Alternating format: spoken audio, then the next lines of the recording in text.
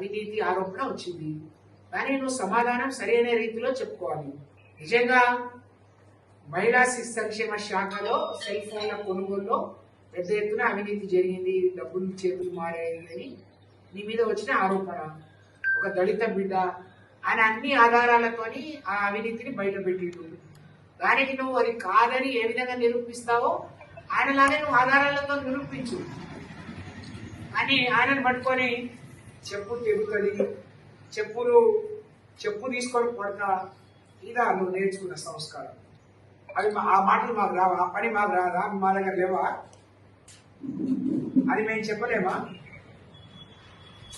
నీ మీద అవినీతి వస్తే అవినీతి జరగలేదు, ఇది నేను చేయలేదు అని చెప్పు. ఎవరు చేసిరో చెప్పు.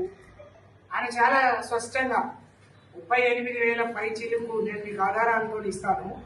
సెల్ ఫోన్లు కొంటే ఎంత సిగ్గుచేటంటే 4G ఇచ్చి ఆంధ్రప్రదేశ్లో ఆ ఫోటోలు తెలంగాణలో ప్రచారం చేస్తున్నారు. ఇంత దిక్కుమాలిన చేయాలి. ఆంధ్రప్రదేశ్లో 5G ఇచ్చింది. ఆ 5G ఆంధ్రప్రదేశ్ ఫోటోలను తెలంగాణలో ఇచ్చినట్టు 4G ఇచ్చి ఫోటోలు చూపించుకుంటారు. అది మీ తప్పు.